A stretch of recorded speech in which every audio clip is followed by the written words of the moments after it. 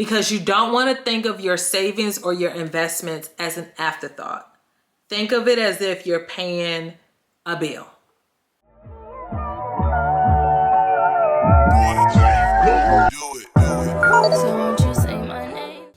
Welcome back to my channel. If you're new here, my name is Andrea. My friends call me E, and welcome to my channel. So I really wanted to do a video about how I budget, and in the year of 2025, we are going to be focusing on being more disciplined, and one of those areas is being more disciplined with our finances. So I wanted to walk you all through like how I do my budget. This isn't going to be down into the weeds, but I just want to give kind of like a high level example of how I typically do my budget. So first things first, I don't use any like fancy template or anything like that to do my budget, but I do kind of build off of what I've done in the past. So I'm going to share my screen. I have my computer here, and I wanted to kind of show you all like how I set up my budget, and typically like how I get my estimates. So just a couple of things to know. One, I am not going to be inputting my income, but you will see kind of my estimates for my budget. And number two, I typically do my budget twice a year. So for the first 6 months of the year, I'll do an estimate, and then the last 6 months, I'll revise those estimates based off of my actuals from the first 6 months of the year. So this budget is clearly January through June. And again, my estimates is based off of what I did July through December last year, as well as just some more controls of what I want to do this year. An example of a control would be, so for groceries, right? Groceries is just one of those categories where I really don't want to spend more than $400 a month for groceries because it's just me. But there are some months where I find myself hitting like $500 for groceries, which is wild, which is crazy, I know. Because it's not like I'm vegan or vegetarian or that I eat a bunch of food or junk or whatever. Just sometimes, I guess I splurge, I don't know. So I want to keep my grocery budget under $400. So as we walk through making a budget, I wrote down some notes just to share with you all. And so I don't forget anything. So when you do your budget, I have a suggestion on going into like whatever credit card you typically use or whichever checking account you use. If you go into those accounts, typically there is an area where you can see all of your transactions, and typically they categorize your transactions, right? So I would use these estimates as kind of like my base. So if I were to go into, let's say I had a Wells Fargo account, I would go into my Wells Fargo account, and then I would go into my transactions and see how they categorize how I spend at the grocery store, or for gas, or for utilities. I would want to see the numbers that they have according to my expenses, and I will use that as a base number for these estimates. Now, keep in mind, you can actually use these categories, or you could actually use your account to do your budgeting. For me, I don't do it that way because I use both a credit card and a checking account, and one doesn't really speak to the other, right? So all of my gas charges are never going to be coming out of my checking account because I always put it on a credit card. And so because I want to, again, keep up with my budget, it just doesn't make sense to only use one account. And vice versa, right? So like, I never pay my mortgage from my credit card. So my credit card would never keep record of my mortgage payment that comes out of my checking account. So yeah, it's different accounts, and I'm just trying to keep it all in one area, which is why I created this budget. So let me bring up my budget and let's walk through it. Okay, so this is my budget. Again, it's nothing fancy, but this is what my budget is looking like. I have the first block here is for my income. I only have one source of income right now, so that's why it's labeled primary. And then I have another category here, or another area here called other. This is just in case, you know, if I do a return, this is surprise money. That's what we'll call it. We'll call it surprise money. If I do a return, if I were to get a tax refund, if I were to just get gifted some money, anything of that nature, I would put here in the other category. And of course, my primary goes here. And then there is an actual column here. This is what I actually bring in. Sometimes my check does fluctuate depending on how much I'm contributing to my 401k, my HSA, things of that nature. So I do want to kind of separate what I think I'm going to get, which is the budgeted column, or how much I think I'm going to spend down here in the expenses area, versus my actual what did I bring in income, and actual what did I spend in expenses. Okay, so before I move down, let me talk about this some more, this income area.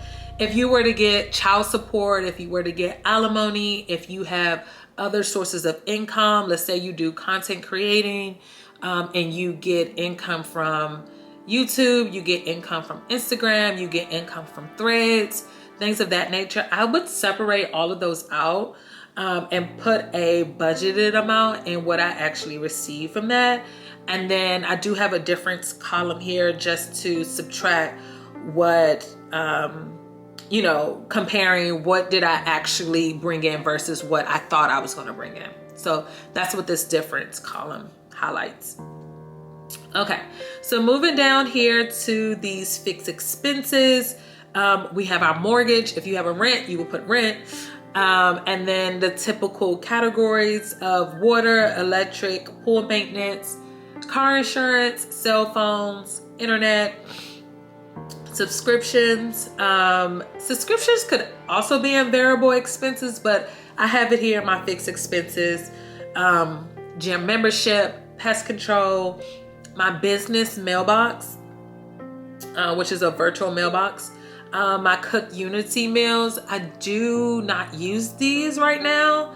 I put them on pause, but in case I do want to go back to using it in the future, I added them here just so that it's budgeted. I would rather budget the money for it than to not budget the money for it. So that's why I do have them in here. And then I am a part of Dallas Black Bloggers. And so there is a membership fee there. So I just added it there for my budgeted amount. When I total that all up, I have a budgeted amount of pretty much $2,500. These amounts, when I set my budget, these amounts do not change, right? The actual amounts are what will change. So if I actually spend, let's say I decided to do 2 mortgage payments 1 month, then the actual amount would be the $1,550 plus 2. And so I would, not plus 2, but times 2. So I would want to put that here in the actual. The water and electrical, that kind of fluctuates, but this is just taking on average how much I spend. So that's how I get these budgeted amounts.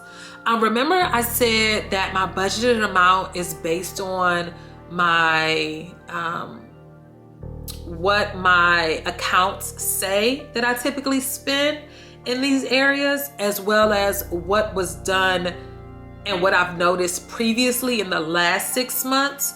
So that's pretty much how I come up with these prices. And again, the prices for, or the amounts can actually be can be different for your actual account. I don't know if this is making sense, but let me give a better example. For the month of January, my pool budget is $200.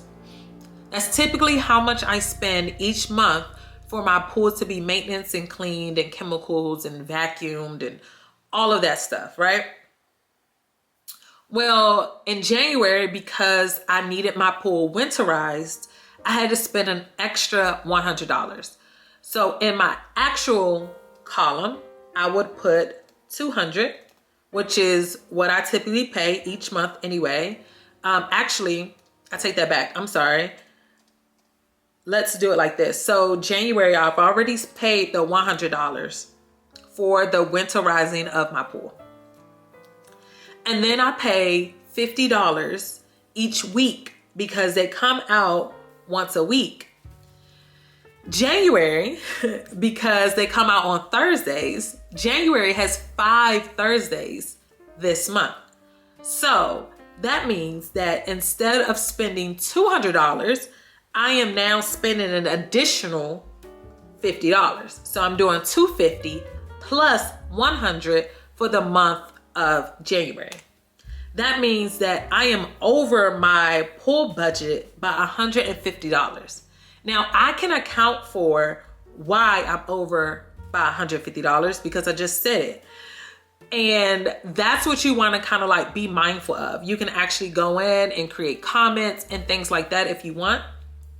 But I'm just keeping it very simple right now. And so that's why we'll see that I'm over budgeted in the pool category by $150. So we would go in and do the same for all of these expenses. For the internet here, I have $60 budgeted. I did make a comment here that this needs to go down because initially I was paying $40 a month and then all of a sudden my bill became $60 a month, but my speed didn't change. So anyway, I need to call them and have a conversation with them like, hey, let's go ahead and get this back down to $40. So I did make a note for myself to go back and actually talk with my internet company. All right, so you get the gist, right? So as I mentioned, when it comes to categories, your categories may not be my categories, right? Like you may have daycare, you may have children clothing, you may have pet expenses. Those are things that I don't have. So I don't have a category for that. So your category should fit what you currently spend and what you predict for these categories. Again, use your banking apps and your credit card apps to help you with some of the categories. There may be a category called home improvement. Some people may want to note that. Right now, I'm not going through any renovations, so I don't have anything budgeted for home improvements. However, I do have, and we'll get to the area when it comes to savings. I do have a savings area where I would like to save money if I were to do any home improvements. Okay, moving down to our variable expenses. This is where I put my groceries, gas, eating out, entertainment, shopping, personal expenses. That should cover like facials, nails, hair, massages, things of that nature. I also have car maintenance, travel and tolls, and a miscellaneous account. So the miscellaneous is anything that was not covered in the other categories. And I put $200. It's actually pretty high for a miscellaneous category if you ask me, because I feel like everything should be accounted for, but it is what it is. We put in $200. So this is a budget of $1,400. Again, your numbers may not be as high as mine or might be higher than mine. I am a single woman alone, right? So my groceries are $400. That's actually a lot of money. I could probably get that down to $300, but right now we working with $400, okay? The budget amount is $400, but we may only spend $200, which would be awesome, but impossible. Let's be for real, because I do eat and I do cook and I eat meat and vegetables and fruits and things cost, right? I drink sparkling water. Anyway, same thing with gas. I don't drive much. My office is 20 minutes away. I only go 3 times a week. So my gas budget isn't really high. Yours might be. So this is just based on history, based on what I know I can do. But I will say my budget amount, I think, is very realistic. Like, I don't think any of these numbers are too low. And I would prefer that they're higher than they are lower. That's just my preference. Okay, so savings and investments. So right now here I have a $300 a month budgeted. That should, let's go ahead and increase that, because that's pretty low. I'm gonna say $500. Let's just put that into an emergency fund. In my investment account right now, I have $150. I'm not really big on doing just straight stocks and ETFs and stuff like that outside of my 401k.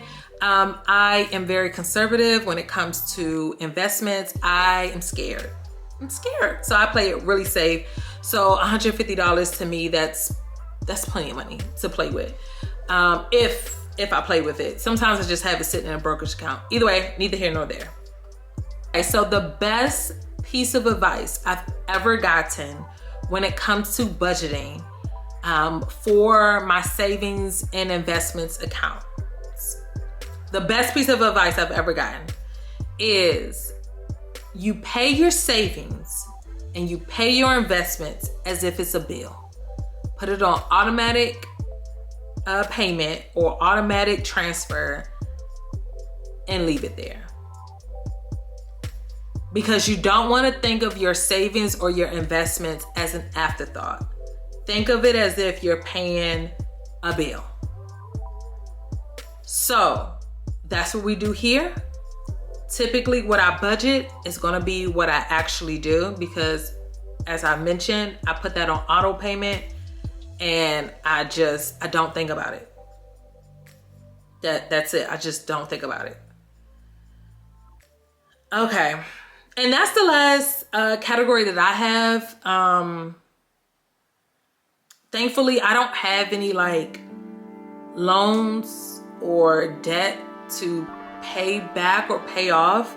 I will say when it comes to fixed expenses, if you have a car note, put that in there. If you have like, I guess for variable expenses, if you have pet food, I would put that in there. If you have like reoccurring prescriptions or medical, any type of payments like that, put that in to your fixed expenses. If I had like a loan or credit card debt, or what's another type of, like a payday loan or anything like that, I would create a separate category and put debt repayment and make sure that I am allocating money towards those things.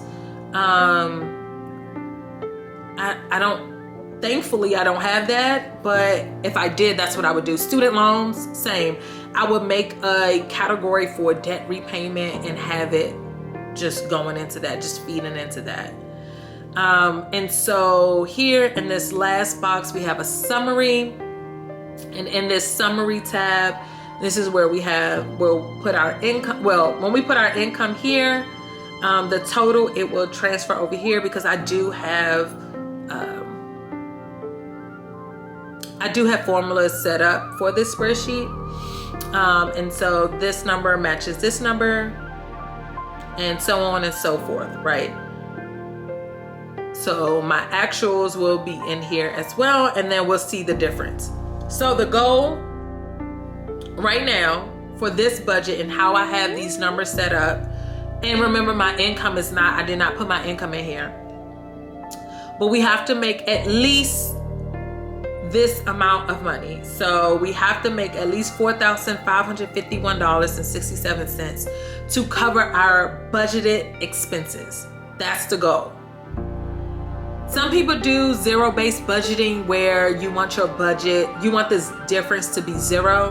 Whatever you have left over after your bills and expenses and loan repayments, you put into your savings. I don't really budget like that.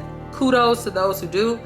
I don't, but it's a really good idea to do that. This is no like right or wrong answer when it comes to your budget. The goal, well, I say that bad, there is a right or wrong. Whatever you budget, whatever you actually spend, all of that should still be less than what you bring home a month. That's the only rule, right? Like, you don't want to be overspending what you bring home. So yeah, that's pretty much like what my goal is. My goal is never like to make it equal zero for what's remaining, but the goal is to always bring home more than what, you know, is going out. So yeah, this is how I budget. This is a very simple way of budgeting. We're not going to go into like, you know, how much of your income should be going to rent and how much should go to your want, your needs, your savings and all of that. I think that's a little more complicated. Right now, starting off the year, we wanted to just get these numbers on a spreadsheet. We wanted to look at them, make sure that, you know, we have everything covered. If we need to address anything, let's do that now before we get further into the year.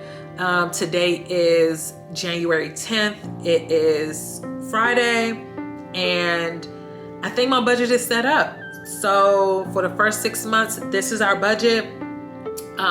For actual, like I said, I'm gonna go in and fill out January. Typically I do my actuals at the end of the month, but you can do it as you go.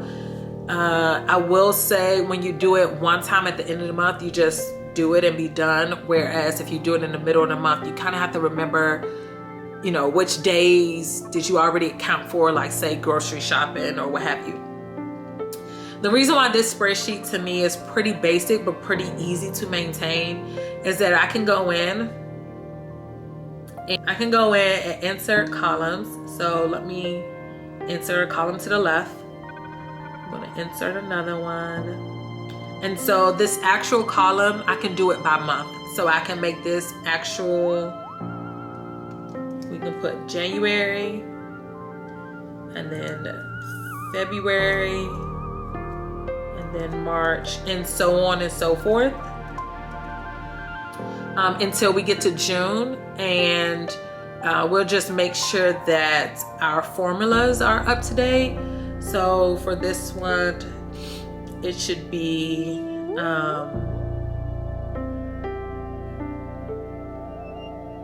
actually the difference column can go here.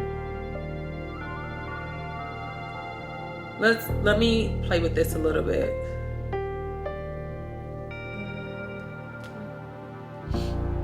And this is Google Sheet, by the way, so you don't have to have Excel on your computer. But I will say it's a lot easier than navigating this sheet. Here we go. All right, and then do February. Y'all get the point, right? Like, y'all get what I'm trying to do.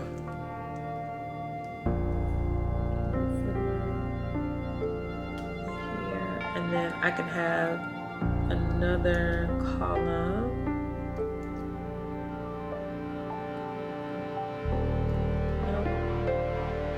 And another difference column. But we can make this work. We can make this work. We can make this work, y'all. We can make this work. So this is February difference, March. This would be March difference. And then we'll make sure that the formulas are all lined up. We'll make sure all the formulas are lined up and all of the colors are matching the categories that they're supposed to be matching. But All right, so when it comes to your budget, you can get as fancy as you want to or as basic as you need to. I think it's just easier to use either the Google Sheets or a budget template or Excel, whatever works for you. If you aren't sure how to do formulas, that's what YouTube University is for. Feel free to look those things up. Use ChatGPT. That's another thing. You can use ChatGPT and say, hey, help me make this budget. What are some categories I should put in my budget? And they'll give you all types of ideas. So my suggestion would be use whatever works for you, whatever is easier for you, but budget. Y'all, budgeting is so important. As you can see, I am a budgeter. Like, I enjoy budgeting, but I also enjoy seeing where my money goes. And I think it's very important that if we're looking to be more disciplined in 2025, that we understand how much we're spending on items. Do we need to be spending money on shopping? Do we need to, revisit paying down some debt or just increasing savings? But you don't know until you realize and sit down to see how much of your money is going into these different categories. So that's all I want to talk about today, and how we're getting our finances together in 2025. So hopefully you enjoyed this video. If you're not already subscribed, make sure you hit that subscribe button below and come back for more videos, because in 2025, we have gotten our pantry clean. We have gotten our fridge clean. We are getting our money organized. Next, we'll be getting some grocery shopping and workout splits. We'll be getting that organized. So make sure you're subscribed, because you don't want to miss those videos that we have coming up. And I'll see you all in my next one. Bye.